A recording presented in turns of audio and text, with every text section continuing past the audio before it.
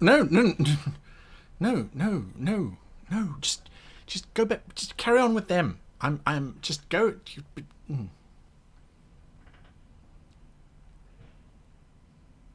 No, I, I'm just the sidekick. I don't do that stuff. No, no. No, carry on. Happy, happy, happy me. See, happy, smiley. Yeah, yeah. Just you.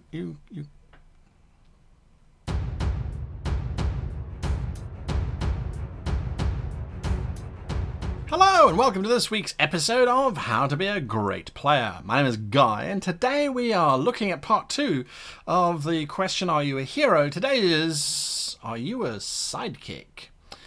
Now, that's not to say that heroes are better than sidekicks or sidekicks are better than heroes or that there is a grading of any kind. This is simply different approaches to how we play the game. We're not talking about your player character, we're talking about you as a person. Some people are heroes and some are sidekicks, and we need to learn that there is a dynamic duo that happens here, and that without the one, there wouldn't be the other, and without either, there would be absolute chaos at our gaming tables. So they are both required and necessary. Knowing where you fit in can also help lead you to having a better experience and to understanding where others fit in around the table. So what are the signs of a sidekick? What signs, if you say yes to, would indicate that you are a sidekick? Well, let's have a look. The first sign that we come across, well, actually, aren't these the same as are you a hero? Well, yes, they are. They're just in reverse. So, center of attention. You don't like being the center of attention. A hero does. A hero is always wanting to be looked at. Look at me, look at me, look at me, I am the hero. The sidekick is going, yes, I'm looking at you and no one's looking at me, and that's not a bad thing. I prefer it that way. Sidekicks generally are overshadowed by heroes. That's traditionally how they always have been portrayed in films and literature and theatre. But a sidekick player is a player who allows others to stand in the centre of attention whilst doing their own thing. Now, it might be because you don't like being the centre of attention in real life. It might be that your character doesn't like that. Whatever the cause of it, not being the centre of attention is equally valuable. It allows your character to explore and, well, I'm not going to get there yet because that's all about the pros, which we're not going to get to until a little bit later. So, centre of attention, you don't like being the centre of attention. You don't like lots of talking. You don't like lots of talking. So, whereas others like to just bombard the GM with bombastic words of bombacity, or just sending out just streams and streams and streams of words, you sit there and you listen. Listening is the most important skill for a sidekick. Listening, observing, paying attention, perhaps watching and trying to put the puzzle together in your own head, but not making any assumptions, not making any hard and fast, oh, this must be the situation. You are there to observe, to watch, and to enjoy what's happening.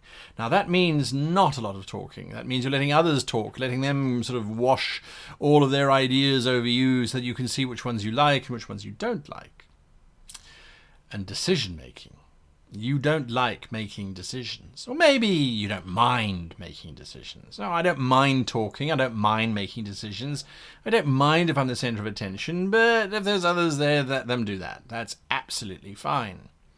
Well, if you are like that, you might be a sidekick. Decision making is important for some people. They like to be able to make decisions and tell others what to do. On the other hand, you get some people who go, well, I don't need to. It's not my thing. I don't need the pressure. I don't need the consequences. There are others who are happy to take those things on, so let them, whatever makes them happy. So if you've answered yes, I don't like these, or I don't mind not doing these, you might be a sidekick.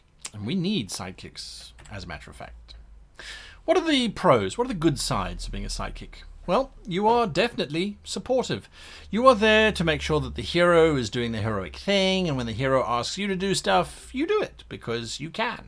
Or you don't do it because you can't. There's very little sort of, well, maybe, maybe not.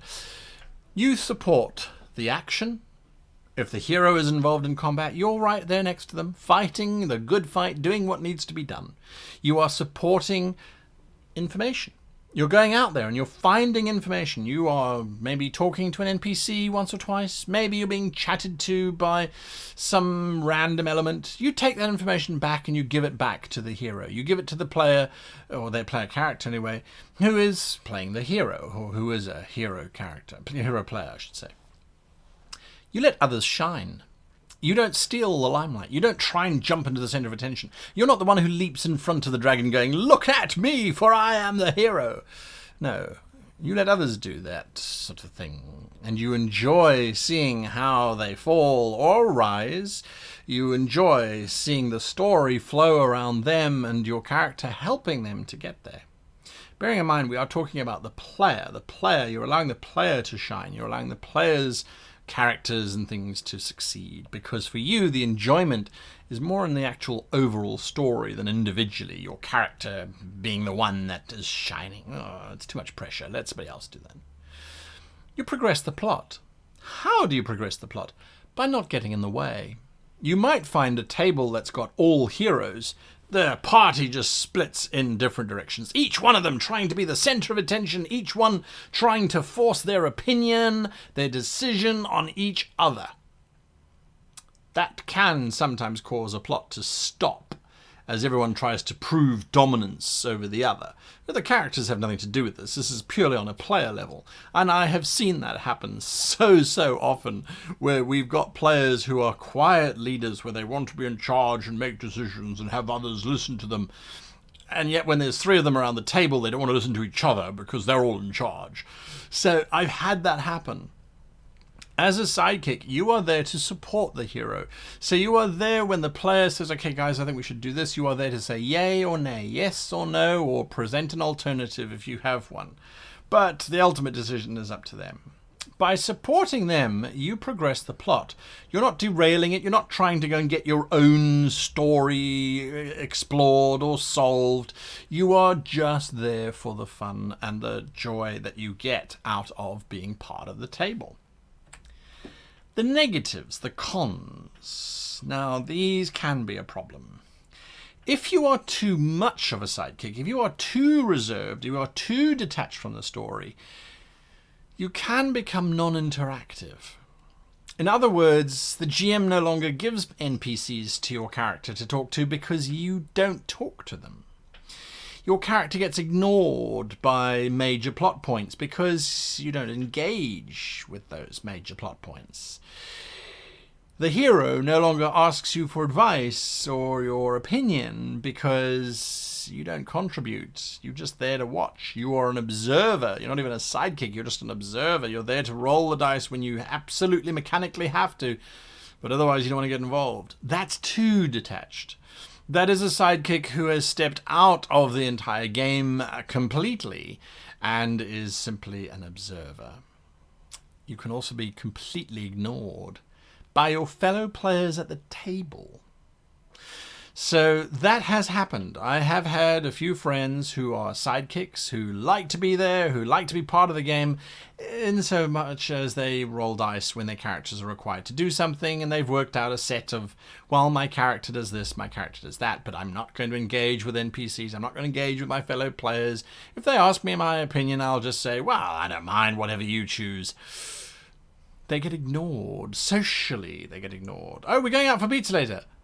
Oh, yes, you are still here. Do you want to come along? If you're lucky, you'll get a hero who does that and tries to include you. But if you are too much of a wallflower, as they say, if you are too much of a passive player, you may very well find yourself on your own. Just as the hero can find themselves on their own as well, sidekicks can also become heroless, as it were. So those are the pros, the cons, and the benefits of sidekicks. Now, as I said, we need sidekicks. Sidekicks are not just there to be ignored or to add extra hit points or damage to the party. Sidekicks are there to enable the heroes to shine and also to help the heroes get to the point where they can shine. A hero can't be everything. There is no such thing as a single individual who's capable of doing everything. as a sidekick, find the space where you can support, where you can contribute in a unique way that doesn't require you to dominate the table or to control the flow in the direction that the party is moving in. It allows you to ensure the party continues moving. It allows you to ensure that when the hero turns around and says, "We need information," you have that information. Sidekicks are important, and if you are a sidekick, if you are someone who likes to watch rather than necessarily get deeply involved, if you don't like making decisions because it causes you to have anxiety, or the idea of making a decision is traumatic or difficult, or you just couldn't be bothered, let others do that for you. Rather fill the space that you want to be in. If you're a sidekick, let me know in the comments down below. I love sidekicks. Sidekicks are awesome. And I usually go out of my way as a dungeon master to make sure that, yes, the hero is getting the limelight, and yes, the hero is getting all of the moral decisions and things, but that the sidekicks get some fun on their own in terms of little things that I know the sidekicks like to do, that the heroes might not necessarily like to do. Sidekicks are loved and are valuable, and I just want you to know that. Until next time, I wish you and yours the happiest of playing. I think I quite like the idea of us going down the pathway, actually. If that's not too tough an opinion to have. But otherwise, I subscribe to anything that you do. Yeah, don't just know that I learned, not from talking to anyone, but from overhearing. There is a goblin down there who's got a bell, and he will ring it to alert the other goblins. So we might need to be stealthy or not. I mean, however you want to approach this, I've got your back. I've got a bow. I might be able to shoot him before he rings the bell. I don't know. What?